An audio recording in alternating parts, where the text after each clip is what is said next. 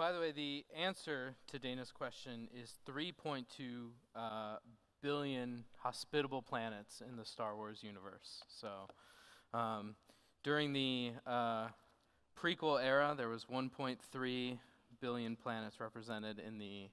I Googled this right before I came up. I'm not that big of a Star Wars nerd, maybe a little bit, but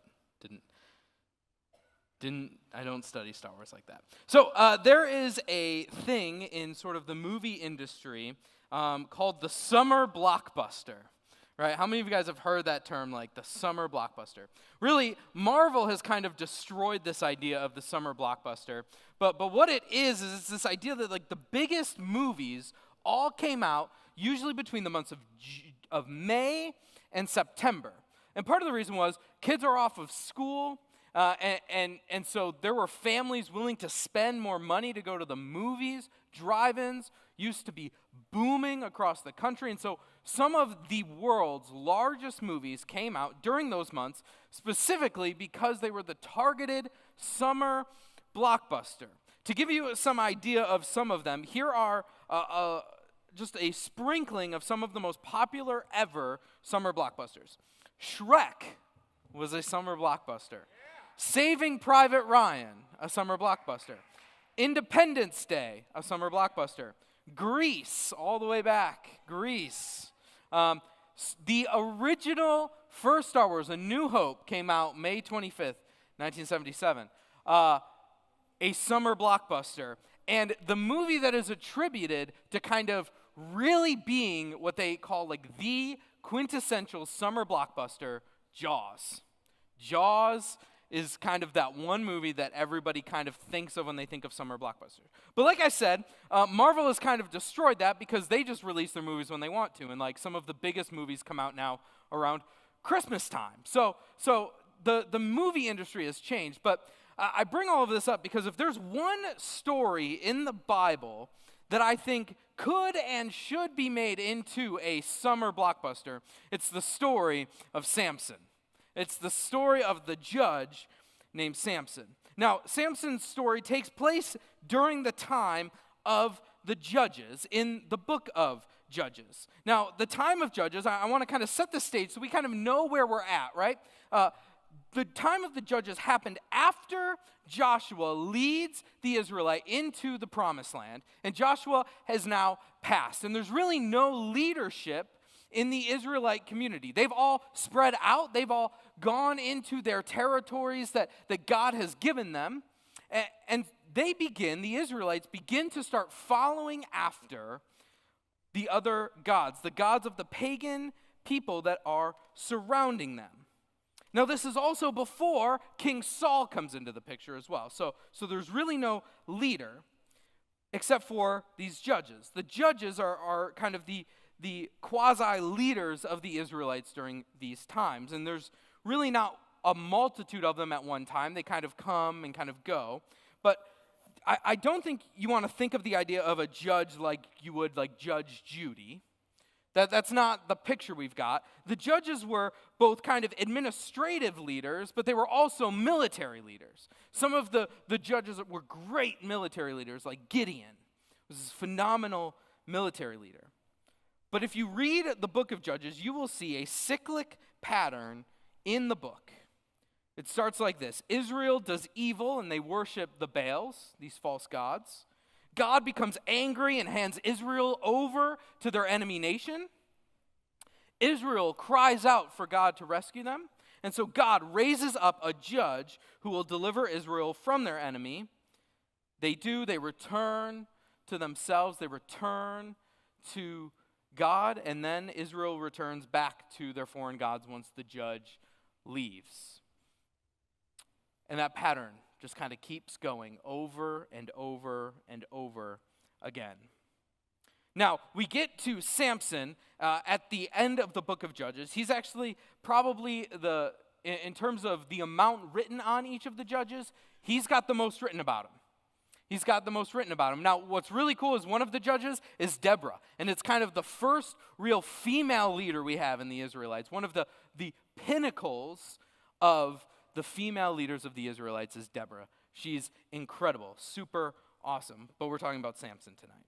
So Samson begins in Judges 13, and right at the beginning, we see something very special about Samson's life.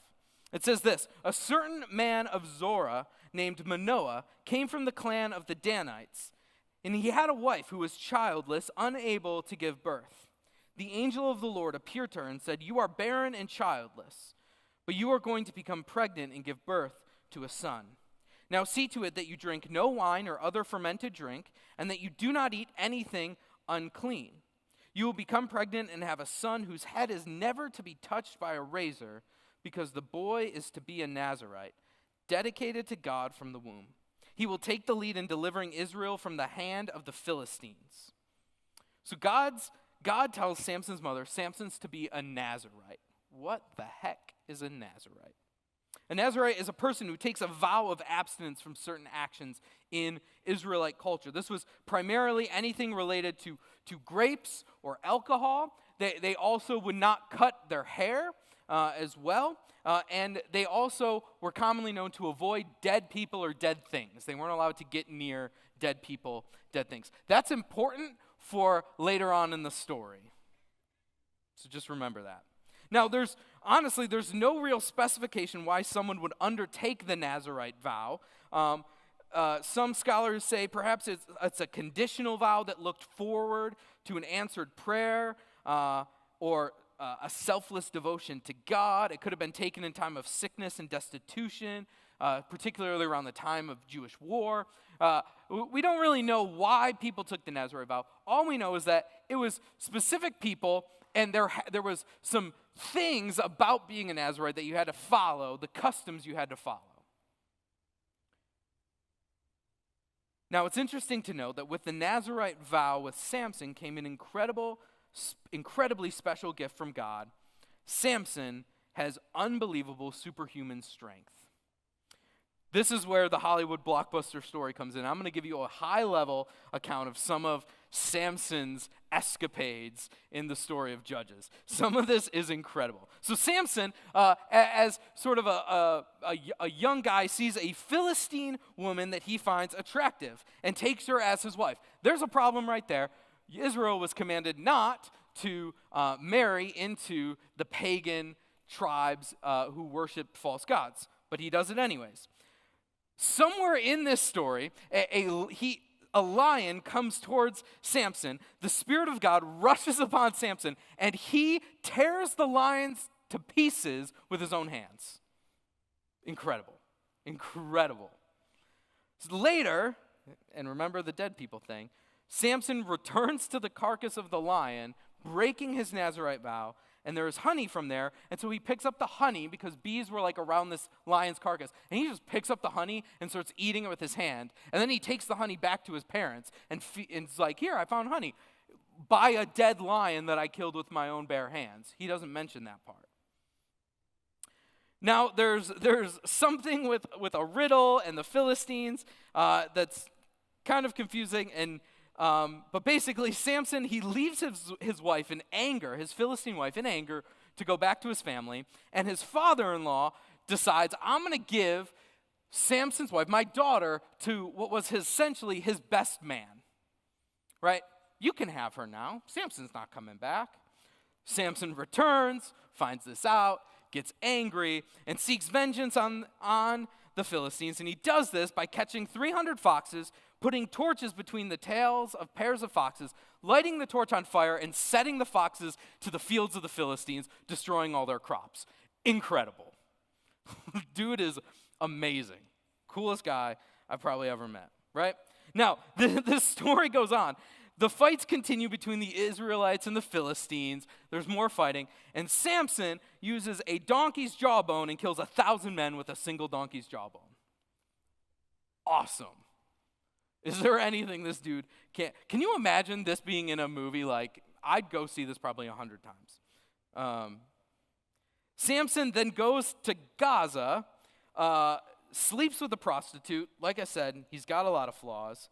The people of Gaza surround him during the night to capture him, presumably to kill him. He gets up And this is crazy. He takes the door of the city gate with its 2 posts, tears them loose, and just moves them. He just moves the city gates on his own strength. This is incredible, insane things. But here's what I want you to get out of this. Number 1, Samson is the man. Besides his flaws, the dude is awesome. But because of God's special strength given to Samson, he could really do whatever he wants. He's powerful, he's skilled, and he's clearly, throughout this story, very arrogant. There is nothing Samson can't do or won't do. He will break his Nazirite vows, he will sleep with whomever he wants, and do whatever he desires. And then we come to sort of the climax of the story. Samson meets Delilah. Ooh, Delilah. Anyways, we're going to read that part in Judges chapter 16. We've got a lot we're going to read, so bear with me. But you can follow along on the screen. Judges 16, sometime later, Samson, fell in love with a woman in the valley of Sorek whose name was Delilah. The rulers of the Philistines went to her and said, "See if you can lure him into showing you the secret of his great strength and how we can overpower him so we may tie him up and subdue him. Each one of us will give you 1,100 shekels of silver." So Delilah said to Samson, "Tell me the secret of your great strength and how you can be tied up and subdued." Samson answered her, "If anyone ties me with 7 fresh bowstrings that have not been dried, I'll become as weak as any other man." Then the rulers of the Philistines brought her 7 fresh bowstrings that had not been dried, and she tied him with them. With men hidden in the room, she called to him, "Samson, the Philistines are upon you." But he snapped the bowstrings as easily as a piece of string snaps when it comes close to a flame. So the secret of his strength was not discovered. Then Delilah said to Samson, "You have made a fool of me. You lied to me. Come now, tell me how you can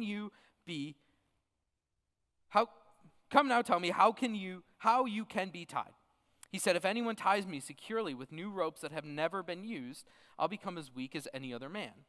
So Delilah took new ropes and tied him with them. Then with the men hidden in the room, she called to him, "Samson, the Philistines are upon you." But he snapped the ropes off his arms as if they were threads. Delilah then said to Samson, "All this time you've been making a fool of me and lying to me. Tell me how you can be tied." He replied, "If you weave the 7 braids of my head into the fabric on the loom and tighten it with the pin, I'll become as weak as any other man." So while he was sleeping, Delilah took the 7 braids of his head, wove them into the fabric, and tightened it with a pin. Again she called to him, "Samson, the Philistines are upon you." He awoke from his sleep and pulled up the pin and the loom with the fabric. Then she said to him, "How can you say I love you when you won't confide in me?" Yikes. Pulled that card, Delilah. "This is the 3rd time you've made a fool of me and haven't told me the secret of your great strength." This is not my translation. This is what it says. With such nagging, she prodded him day after day until he was sick to death of it. So he told her everything. "No razor has ever been used on my head," he said, "because I have been a Nazirite dedicated to God from my mother's womb. If my head were shaved, my strength would leave me, and I would become as weak as any other man." When Delilah saw that he had told her everything, she sent word to the rulers of the Philistines, "Come back once more, he has told me everything." So the rulers of the Philistines returned with the silver in their hands. After putting him to sleep on her lap, she called for someone to shave off the 7 braids of his hair, and so began to subdue him, and his strength left him. Then she called, "Samson, the Philistines are upon you." He awoke from his sleep and thought, "I'll go out as before and shake myself free." But he did not know that the Lord had left him. Then the Philistines seized him, gouged out his eyes, and took him down to Gaza. Binding him with bronze shackles, they sent him to grinding grain in the prison. But the hair on his head began to grow again after it had been shaved. The story later on in Judges 16 ends like this. Samson's being paraded around the Philistine city as they're about to sacrifice him to their false god Dagon or Dagon. And this is what it says. When they stood him among the pillars, Samson said to the servant who held his hand, "Put me where I can feel the pillars that support the temple, so that I may lean against them." Now the temple was crowded with men and women. All the rulers of the Philistines were there, and on the roof were about 3,000 men and women watching Samson perform. Then Samson prayed to the Lord, "Sovereign Lord, remember me. Please, God, strengthen me just once more, and let me with one blow get revenge on the Philistines for my 2 eyes." Then Samson reached toward the 2 central pillars on which the temple stood, bracing himself against them, his right hand on the one and his left on the other. Samson said, "Let me die with the Philistines." Then he pushed with all his might and came down the temple on the rulers and all the people in it. Thus he killed many more when he died than when he lived. Come on, that is one phenomenal blockbuster movie. The hero of the story prevails in the end with one final heroic act of sacrifice. So what does all of this show us about a man who's listed in Hebrews 11 as a man of great faith? Clearly, Samson's got a lot of problems. He's got a lot of flaws. He's got lust, right? He's got breaking the vow that he was called to make. He's got breaking Israelite laws of sleeping with enemy tribes around them. But I think his biggest flaw is his arrogance. Samson had superhuman, God-given strength. And this led him to be arrogant. Samson felt like he could escape any problem. Sin wasn't a consequence for Samson because he had the ability and the strength on his own to overcome it. Oh, surrounded by a bunch of people from a city? I'll just move the city gates and walk out. Oh, all the Philistines are around me? I'll take a donkey's jawbone and kill 1,000 of them. Done. Right? Like, there was nothing Samson could do sinfully that he couldn't get himself out of. And this led to an arrogance, a boastfulness in self, a prideful attitude.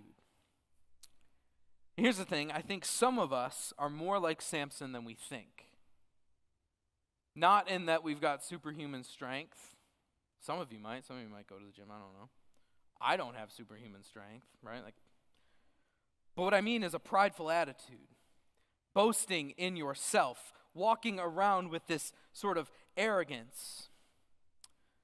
And I'm not talking like just, some of us might have that general attitude, but I think it's more in some of the smaller things.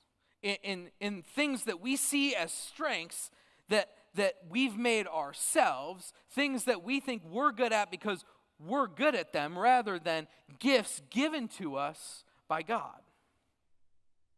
If I can be personal for a second, God has given me the gift of being able to teach and teach well. That's a gift given to me by God. For a long time, I felt like it was just arrogant to say that, and I wouldn't say it. But the problem is that if I believe it too much, that gift is actually myself, and I'm just a gifted orator, and I'm funny, and I'm charismatic, and I'm really good at talking about the Bible, I can begin to seep into my soul the lie that this gift is actually the gift that I've developed myself rather than the gift God has given me. It's even hard when people say to me, "Oh man, that message was awesome. It was so great. Thank you so much." Because how do you respond to that? Because that can puff you up. And it's a reminder that every time I get up to speak, regardless here at Shine, on a video, it doesn't matter, but particularly Wednesday nights, before I get up here, I ask God to make this not an ounce about me, but all about Him. Because our gifts that are given to us are not for ourselves, but are to serve one another in the act of serving God. My favorite Bible verse is John 15:5. I love it. It's Jesus speaking to his disciples towards the end of his life. He's kind of in the upper room. He's about to be arrested that night, and he's speaking for the final time to his disciples, teaching them. And he says this, "I am the true vine, and my Father is the gardener. He cuts off every branch in me that bears no fruit, while every branch that does bear fruit, he prunes so that it will be even more fruitful. You are already clean because of the word I have spoken to you. Remain in me as I also remain in you. No branch can bear fruit by itself. It must remain in the vine. Neither can you bear fruit unless you remain in me." And then this is my favorite verse. "I am the vine, you are the branches. If you remain in me and I in you, you will bear much fruit. Apart from me, you can do nothing." The reason I love this verse is because it's so true. Apart from Jesus, we are nothing. We have nothing. We may have certain abilities outside of ourselves, things that we can cultivate well in ourselves. Like, we can become super smart about Star Wars. Like, God doesn't give us the ability to be smart about Star Wars. Like, that's just, if you want to be a nerd and study Star Wars, like, do that. But that's not a gift from God. But that, your Star Wars knowledge does nothing for you beyond just being smart about Star Wars, right? There's no discernible skill outside of this life that will give you, and it's in no way helping you bring people to Jesus.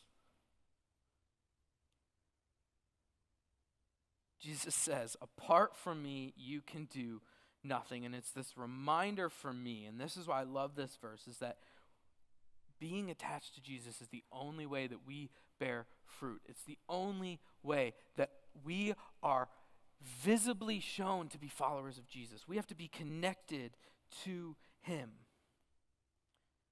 But let me take it a step further. I think we can become arrogant in our own skills. I think that's true.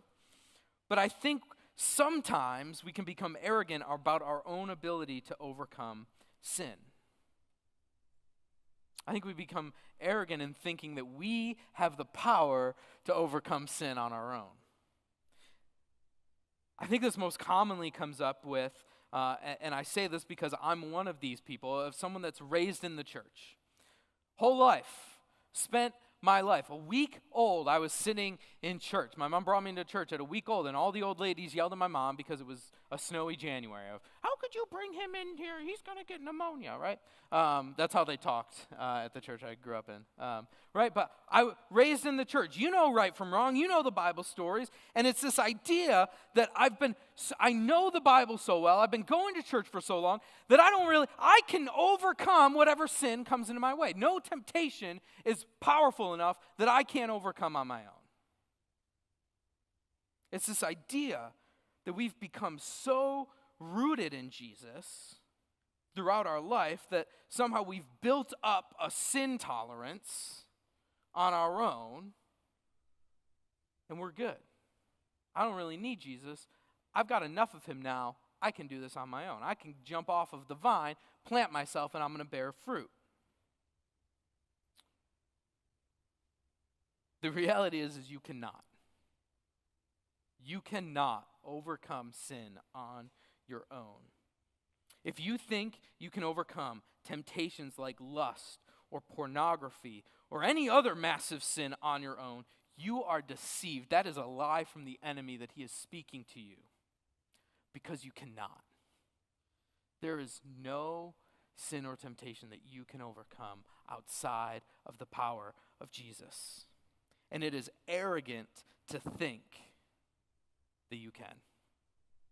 It is boldly arrogant to think that you can. And I think this idea of arrogance or pride is really an issue for us for two reasons. I think number one, it takes our own eyes off of God and looks towards ourselves. Arrogance takes our eyes off of God and it makes us look towards ourselves. But it also, arrogance points others to ourselves instead of God. The most prideful people that you can think of in your life, the people that make everything about them, typically don't point to other people. They point to themselves. Look at how great I am. Look at how cool, yeah. They tell a story and you're like, yeah, well, I can one-up you there. I did this, right? Because their life is all about them. And we see this play out in the story of Samson. Samson begins to look inward at his own desires and wants rather than the good of Israel and seeking the Lord. And even in Samson's flaws, he saves the Israelite people from the Philistines. But it was in spite of Samson that God works through them, in spite his arrogance. And we see that at the end of the day, Samson got brought very low. He was a prisoner. He was blind. If you remember, they gouged out his eyes. Would look really cool in a movie, once again. And he is in shackles, about to be sacrificed to a false god. In his most humble moment, he cries out to God for help, and God answers him. Because the answer to pride is humility, is living in a humble spirit. Jesus shows us this idea in actually two places in Luke. We're going to look at just one of them as he is eating with some Pharisees. It says this in Luke 14. When he noticed how the guests picked the place of honor at the table, he told them this parable. When someone invites you to a wedding feast, do not take the place of honor, for a person more distinguished than you may have been invited. If so, the host who invited both of you will come and say to you, give this person your seat. By the way, he's talking to Pharisees who probably would have been the guests of honor. And so to hear somebody else that was had a more higher place than you would have been offensive to them. But he says, then humiliated, you will have to go take the least important place. You're going to the kiddie table. But when you are invited, take the lowest place, so that when your host comes, he will say to you, friend, move up to a better place. Then you will be honored in the presence of all the other guests. And this verse 11, Luke 14:11, this is the memory verse for Roots this week. It says this, for all those who exalt themselves will be humbled, and those who humble themselves will be exalted. Jesus actually repeats that in Luke 18, the exact same phrase. Those who exalt themselves will be humbled, and those who humble themselves will be exalted. Samson exalted himself, and he was humbled. But I think there's also a longer idea here that Jesus has got in mind. Jesus has kind of got a future look, an eternal look in mind as well. But what does real humility actually look like? Well, the answer is Jesus. It's Jesus. And as the band's coming up, I want to read a passage that can often be familiar to us. And I've got some of it on the screen, but before we get to the part on the screen, I want to read a section before that. But it's this beautiful picture that Paul paints that he's actually kind of taking from what is probably a very early hymn, a Christ hymn in the early church. In Philippians chapter 2, I'm going to start in verse 1, and I'm going to read the first 5 verses, and then verse 6 will be on the screen. It says this, if there is any encouragement in Christ, if any consolation of love, if any fellowship with the Spirit, if any affection and mercy, make my joy complete by thinking the same way, having the same love, united in spirit, intent on one purpose. Do nothing out of selfish ambition or conceit, but in humility consider others as more important than yourselves. Everyone should look out not only for his own interests, but also for the interests of others. How do you do that? Paul says, adopt the same attitude as that of Christ Jesus, who existing in the form of God did not consider equality with God as something to be exploited. Instead, he emptied himself by assuming the form of a servant, taking on the likeness of humanity. And when he had come as a man, he humbled himself by being obedient to the point of death, even to death on a cross. For this reason, God highly exalted him and gave him the name that is above every other name, so that at the name of Jesus, every knee will bow in heaven and on earth and under the earth, and every tongue will confess that Jesus Christ is Lord, to the glory of God the Father. There is no better picture of what it looks like to embrace humility than Jesus, who was God, left his heavenly throne to take on human flesh, to die on the cross for you and for me so that we could be forgiven of sins. There is no greater act of humility. See, God, Jesus, had every right to be arrogant. He was God. He created everything. By him and through him, it was all created. And he was upholding all of creation still, Colossians tells us. God had every right to be arrogant, to be boastful. Look at what I made. But in his humility, came to earth, took on human flesh and embraced death. There is no greater picture of what it looks like to be humble than Jesus. And Paul tells us in Philippians 2 that we are to embrace the attitude of Christ, to embrace what it looks like to be humble like Jesus, to lay down our lives, lay down our self-interests for the sake of others, to know him.